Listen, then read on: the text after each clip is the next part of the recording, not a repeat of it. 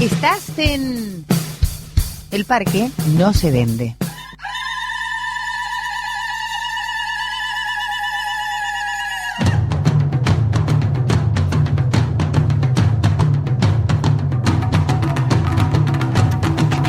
Bueno, acá estamos en nuestro bloque número 2 con en la sesión Filosofía, la necesidad del afuera. Lo tenemos a Gerardo Peña acá. ¿Cómo vamos? Sí, Capaz mirá, que sí. Vino Gerardo y se lo va a llevar. Salvaste, sí. no te mojaste, ¿viste? Por lo La menos alcanzaste a necesidad entrar. del afuera. Tal cual. Bueno, qué temita, justo lloviendo, no, la necesidad del adentro. Bueno, Bueno, en primer lugar, esto tiene que ver con lo que empezamos a hablar en esta serie de charlas, que por ahí la gente pobre no se va a acordar, pero bueno. Todo el proceso de subjetivación que genera lo que podemos llamar el sistema colonial capitalista, que nos... Entonces, el tema de la subjetividad siempre ha sido un tema central, ¿no?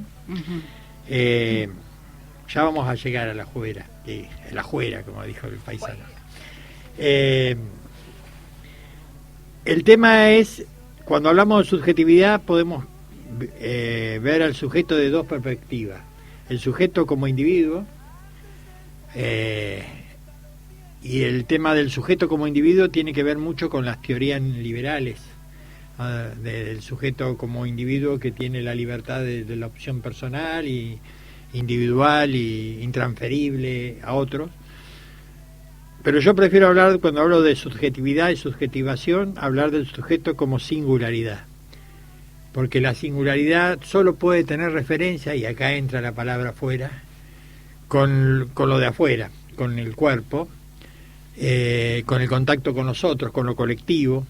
Y cuando digo esto, digo, se produce en el afuera todo lo que nosotros solemos llamar la vida misma. O sea, la vida misma es el afuera real en el cual nosotros nos desarrollamos, en el cual nos encontramos con los demás, en el cual recibimos la presencia de la naturaleza, en la cual nos relacionamos con la conflictividad social, nos relacionamos con todo lo que ese afuera nos sugiere como vida misma. Y en ese sentido, la subjetividad como individualidad nos sumerge en un adentro que muchas veces nos quita el contacto con ese afuera de la vida que inunda y que muchas veces nos supera. Ese es un afuera que nos supera y que muchas veces genera situaciones hasta de malestar.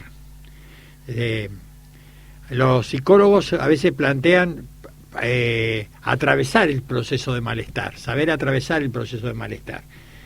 Lo que pasa es que la psicología a veces lo que busca, la psicología en general, y se ha transformado más en Occidente y en el capitalismo, en un atravesar ese malestar adaptándose al malestar.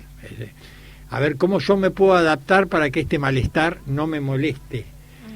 Y cuando decimos darle lugar al afuera es aceptar ese malestar para que nos transforme, para que nos modifique. Y para eso tenemos que tener una corporalidad que nos permita ir grabando todas esas heridas que genera ese malestar, poder procesarla, esos nudos, para que no se hagan. Me acuerdo que un amigo mío decía, para que no hagan metástasis. O sea, y la manera de que no hagan metástasis es que ese malestar nosotros lo podamos trabajar y compartir con los otros, con los demás.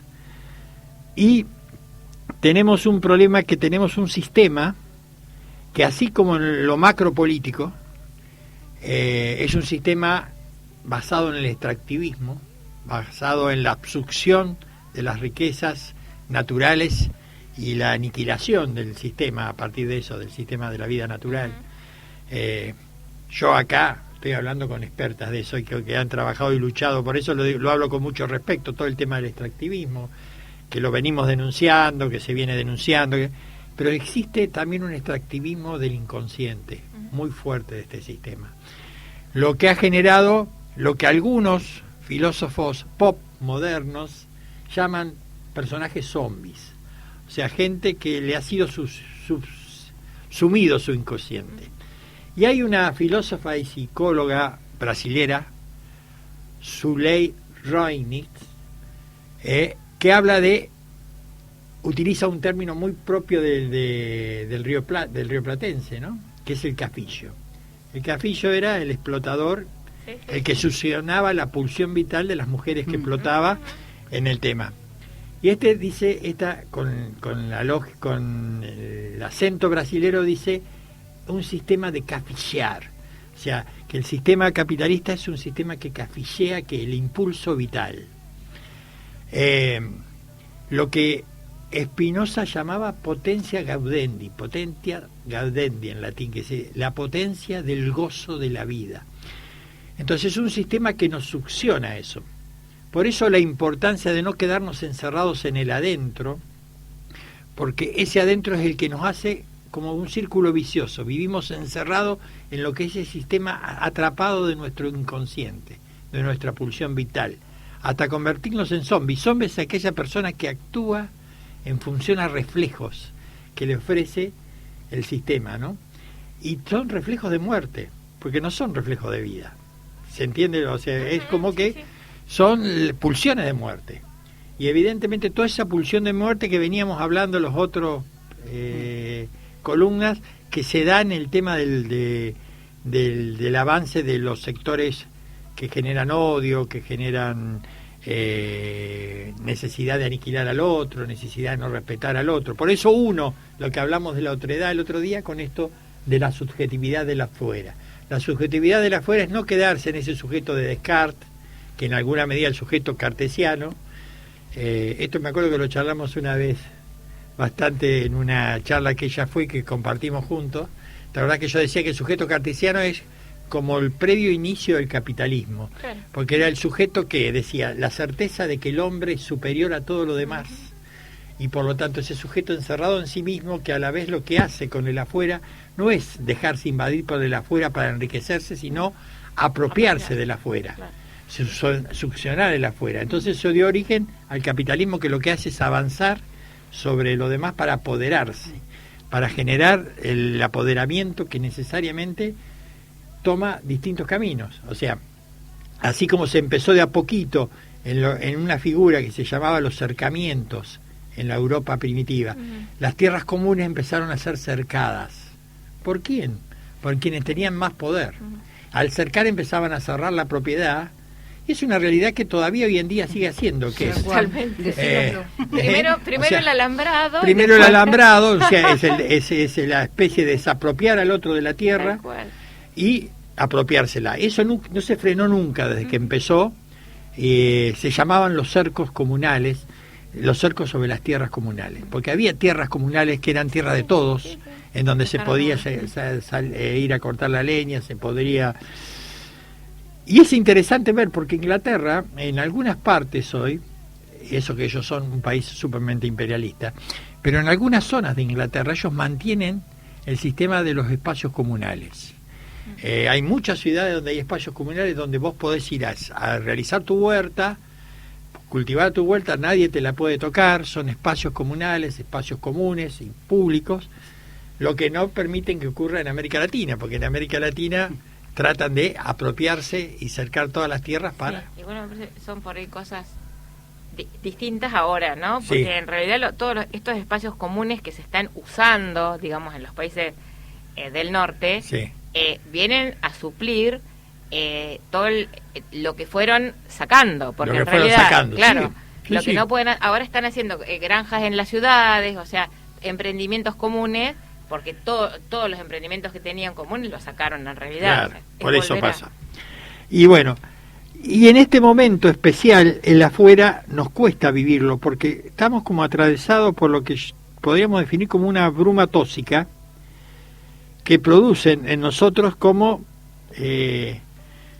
toxicidad de nuestra vida. O sea, hay una toxicidad en el ambiente, no solo porque estamos hablando de un virus que nos está matando, sino hay una toxicidad de todos estos avances de los zombies, lo que le podríamos decir, de todos aquellos personajes que lo que buscan es succionar la vida. El zombie lo que busca apropiarse, si es la figura de lo que los chicos ven en las películas de zombie, es apropiarse de tu sangre para succionarte.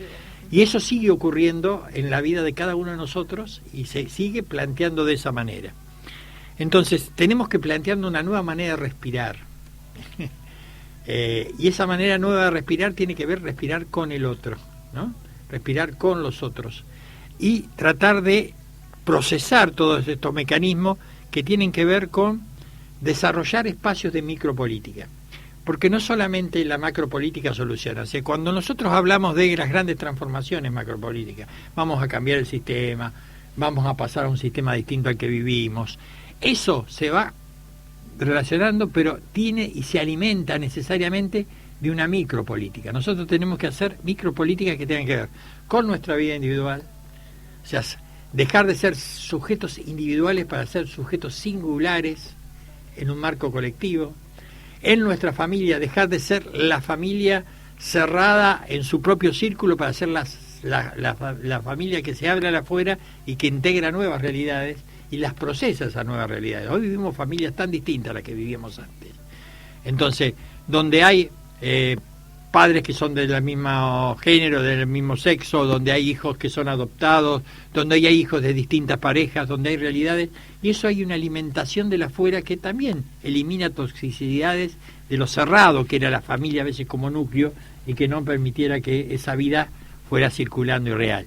Eso se llama micropolíticas de la vida, que hay que seguir haciéndolas, y todas las organizaciones sociales que también ven un horizonte de macropolíticas, de una macropolítica que transforme esta realidad que vivimos. Todos deseamos modificar este sistema, pero las revoluciones se empiezan a dar con micropolíticas de revolución, o sea, los espacios, aunque no se puedan ganar revoluciones totales, porque si no, si esperás la revolución total, que tengas la acumulación de fuerza para poder transformar eso, se te va la vida.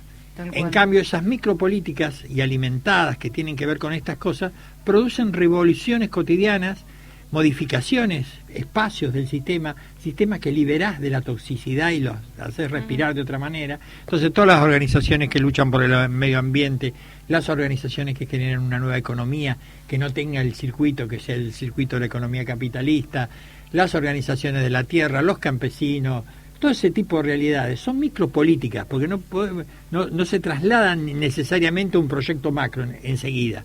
Pero esas micropolíticas son necesarias para poder generar ambientes donde el afuera pueda ser vivido, donde se pueda respirar, donde se pueda... Porque cuando uno a veces siente, y esto tiene que ver con cómo sentimos las cosas a través de nuestro cuerpo, y nos ha pasado a todos, que esta sociedad capitalista, que es tan succionadora de la vida, hay momentos en que vos sentís que no podés respirar. O sea, que te asfixia el ambiente, te asfixia la manera, te asfixian los medios de comunicación, te asfixia lo que la gente habla, y llegás y encontrás en los espacios en que vos alimentás la vida, en que permitís que tu cuerpo se relacione con otro, produzca vida y haya una estrategia de vida. ¿Se acuerdan que hablamos que el deseo necesariamente necesita una estrategia? Para que esa pulsión permita ir viendo los espacios donde yo puedo ir liberando vida, para que eso después se articule en un colectivo. Y espacios donde podamos respirar. Entonces, por eso, Foucault en un momento decía el pensamiento del afuera. Siempre se pensó el pensamiento como algo cerrado, mío, propio, de mi interior, mi reflexión racional, perfecta, clara, perfectamente acabado. Y él decía, no, yo tengo que tener un pensamiento que sea invadido por el afuera, que el afuera me ponga en cuestión mi propia racionalidad. ¿Se entiende esto? O sea, la misma naturaleza que se siente agobiada por el extractivismo, también es un afuera que nos interpela. O sea, dejarte interpelar por el afuera es la manera de que el pensamiento se articule de otro tipo de manera. Y ahí me parece que habría tres preguntas. ¿Hay posibilidad? Como siempre dejo preguntas para que las pensen. No sé si algunos las pensarán. Gracias a las grabaciones que ustedes hacen, yo los hago circular y hay gente que retroalimenta con eso. Es interesante, se dan a veces cosas, ¿no? Y se difunde un poco también lo que se habla en este programa. ¿Es posible pensar de otra manera hoy en día que no sea esta?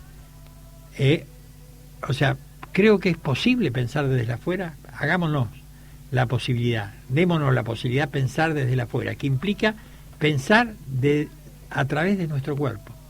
Porque el cuerpo es lo que nos permite ese contacto con el afuera. O sea, nuestro cuerpo y esa lámina que lo protege el cuerpo, que es la piel, que a la vez que lo protege es donde se nos penetran las heridas, las cicatrices, los dolores que nos atraviesan. Yo creo que no hay otra manera de pensar si no es un pensar desde afuera. El pensamiento solo encerrado en sí mismo no tiene sentido ya hoy en día. Es una pregunta que me hago, pero sí, creo que lo otro, ¿es posible que podamos decir que solamente hay ética en el pensamiento de afuera? Cuando digo ética con diferencia moral, porque muchas veces se confunde la ética con la moral.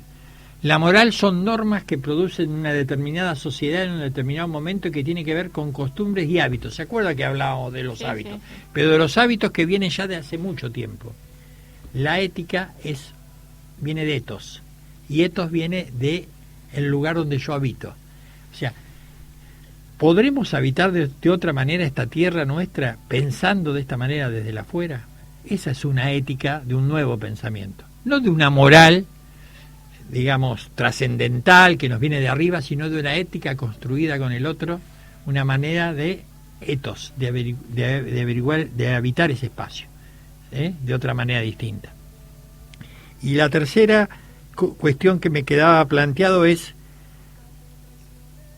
¿no sentimos que en alguna medida todo lo que nos viene pasando, ocurriendo y sucediendo nos pasa porque muchas veces nos sumergimos solamente en nuestro propio pensamiento y no abrimos nuestras ventanas a la afuera? Yo digo que siempre una casa necesita de puertas para tener el espacio de intimidad que uno necesita para también estar a solas consigo mismo. Pero una casa sin ventanas, una casa sin llanelas que se hablan a la afuera y sin que entren otros, es una casa que en algún momento se asfixia a sí mismo.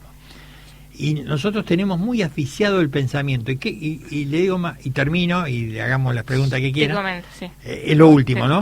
Tengo las respuestas rápidas. Bueno, está buena eso. Pero el tema de los sistemas que son demasiado cerrados y que se convierten en dogmas, son sistemas muy del adentro, ya canalizados de una trascendencia, que no permiten ni no ingrese ningún aire que te haga respirar y que te cuestione, que te ponga en cuestión. En alguna medida uno va viviendo en la medida en que el afuera me va cuestionando a través de mi cuerpo, y yo voy transformando y modificándome. Porque si yo me encierro en mis propias ideas, evidentemente me voy a asfixiar. Y lo dogmático es lo más asfixiante. Pero el capitalismo que nosotros vivimos es un capitalismo que, con la imagen esa perversa de lo nuevo, del marketing, de que te venden lo distinto y de que te hablan de un optimismo vital y todo, detrás de eso te están cercenando la vida, y es un capitalismo absolutamente dogmático, muy fuertemente dogmático, porque no permite el fluir de la afuera, ¿no? El cuestionamiento de la afuera. Y aquellos que nos representan hoy en día, yo venía escuchando mientras venía para acá el muchacho que estaba hablando con ustedes, o sea, la gente que defiende este sistema, que es parte del sistema, ha perdido toda posibilidad de pensamiento crítico. Totalmente. Absolutamente. Y entonces solamente se representa a sí mismo y a sus propios intereses. Entonces, al representarse a sus propios intereses, no puede dejarse alimentar por el afuera. No lo comprenden, no lo entienden y no se lo dejan entender, ¿no? Claro, es muy interesante, y es algo que justamente en este último tiempo, con esta cuestión de armar un foro ciudadano y demás, hemos venido planteando este tema. O sea, como que las estructuras gobernantes en este momento, absolutamente cooptadas por el capitalismo, se cierran en una manera de pensar y en una manera de actuar, y la mayor o gran parte de la gente, de la ciudadanía, piensa desde la afuera, porque lo que estamos tratando de generar son lugares de intercambio de ideas. O sea, no estamos diciendo, no, nosotros queremos hacer un grupo de personas que hagan esto de esta manera. No, queremos llegar, estamos hablando de consensos, de llegar a poder conocer qué opinan los demás sobre determinadas cosas para tomar decisiones por fuera de los gobiernos. Porque yo creo que lo que se está separando de la gente son los gobiernos. No sé si desgraciadamente, creo que es un momento donde se ve mucho esto de los foros ciudadanos que están tratando de interactuar y de generar acciones opuestas a los gobiernos, porque ese gobierno no lo llamó y porque ese gobierno justamente se encierra en una lógica y no ni siquiera mira para afuera, que es su obligación.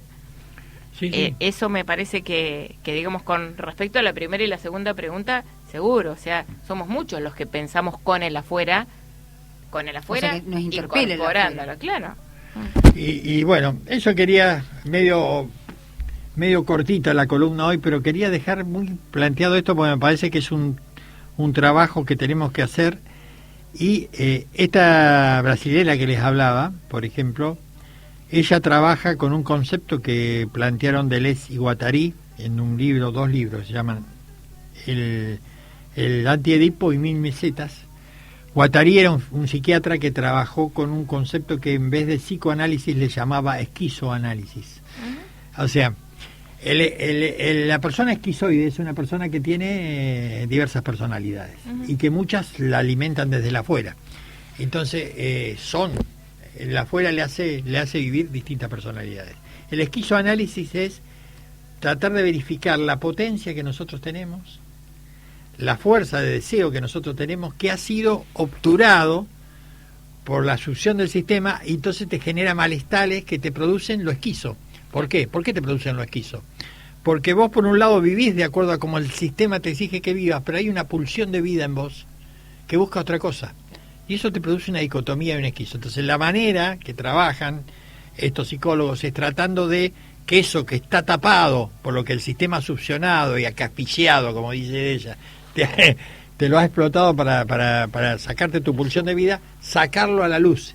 Y eso termina por generar un espacio de cura y de construcción que siempre tiene que ver con el afuera y la circulación grupal. Por eso el trabajo siempre del esquizoanálisis es un trabajo colectivo y grupal, porque te permite ver en el afuera del otro cómo tu deseo puede encontrar un lugar donde desarrollarse y plantearse, ¿no?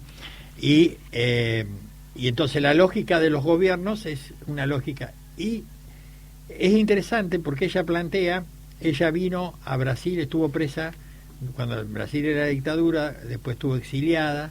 Cuando volvió a Brasil, volvió para ser una de las intelectuales que empezó a trabajar en el nacimiento del PT, del Partido de los Trabajadores.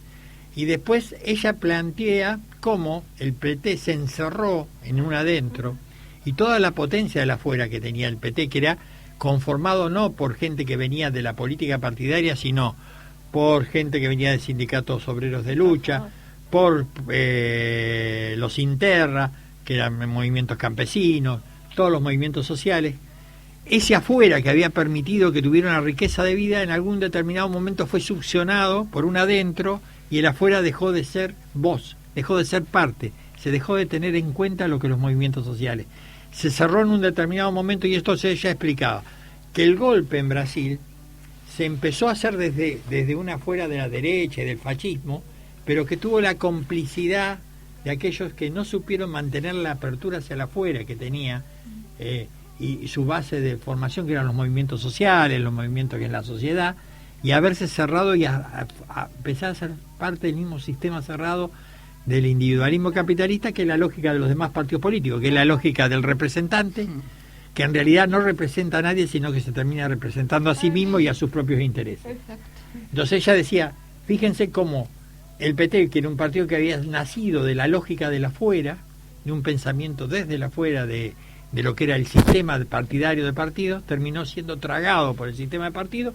Entonces, a la vez que hubo un golpe exterior de afuera que lo volteó y que fue evidente a través de incluso de fake news, de juicios falsos, de muchas cosas, ya hacia adentro se había empezado a pudrir y había dejado la posibilidad de ser interpelado por ese afuera, y en algún momento eso le produjo la muerte. Es como cuando uno se cierra de tal manera que no permitís que te respirar, o sea, es como la sensación esa de ahogo.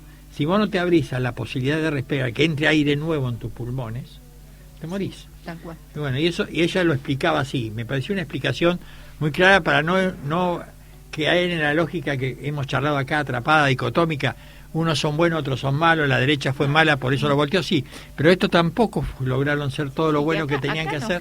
No fue tan lejano, o sea, claro. sea, es la historia de muchos de los partidos, teóricamente progresistas, que se nutren de la afuera y cuando quedan en el poder terminan encerrándose. Terminan encerrándose y dejándola afuera a su propia lógica y circunstancia, o cooptándolo de tal manera que lo anulan. Tal cual. Entonces, ese es un... Es así. ¿Algo más para acotar, Gerardo? No, que me siento muy a gusto, muy cómodo con ustedes y la verdad que a veces se extraña poder estar por ahí. Y bueno, espero uno la posibilidad de tal cual, espacio. Sí, sabés que sí, que acá estamos. Bueno. Así que bueno, ¿querés repetir las preguntitas porque para después? Yo las voy haciendo en el momento, pero ¿existe otra posibilidad de hablar de pensamiento que no sea un pensamiento de la afuera? Y segundo, ¿hay ética en un pensamiento que no sea pensamiento de la afuera? Bien. Ética, recordemos, no moral. Estoy hablando de ética como modo de habitar el mundo y de vivir. Bien. Dicho todo esto, la respuesta es de ustedes. Bueno, nosotros vamos escuchando muchas gracias, Gerardo. Vamos escuchando un temita y